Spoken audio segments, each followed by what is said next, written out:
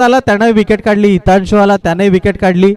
तदनंतर आता साईराज खदीप आलाय आणि त्याने देखील विकेट काढली गेली पहिल्या बॉलवर. 12 या आकड्यावर स्कोर कार्ड थांबला गेलाय. यावेळेस चेंडूला मात्र फेकून दिलंय लॉंगॉनच्या डोक्यावरनं सीमा रेषा पार. फटक्याची गरज होती आणि तो फटका इथे गेल्या गेल्या जर आपण पाहिलं तर ऋतिकच्या बॅट बंद आलाय षटकार. या षटकाराच्या माध्यमातून स्कोर कार्ड 18 वर जाऊन पोहोचलाय.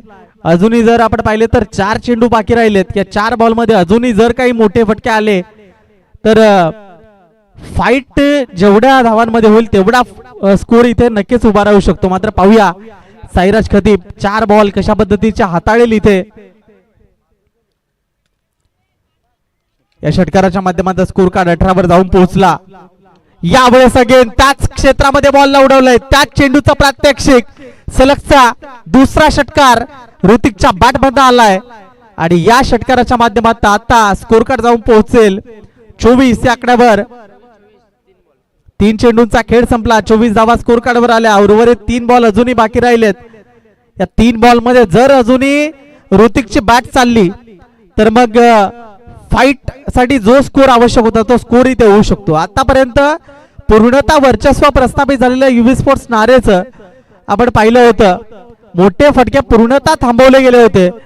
मात्र तिथे ऋतिक नावाचे एक आशेचा किरण मैदानाच्या आतमध्ये आला आणि त्याच्या बॅटमध्ये 2 चेंडूमध्ये 12 धावांची वसुली करण्यात आली. 2 चेंडू 2 षटकार. यावेळेस अगेन बॉलला उडवले, मात्र यावेळेस चेंडू अगेन तिसरा षटकार. ऋतिक तिथे ऑन फायर मैदानाच्या आतमध्ये म्हणावं लागेल. पहिल्या बॉलला विकेट काढली गेली, ऋतिक नंतर मैदानाच्या आतमध्ये गेला.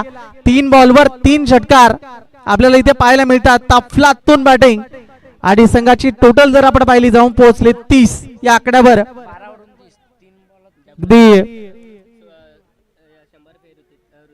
WRSK संघाकडनं ऋतिक याच्या या फलंदाजी करता 100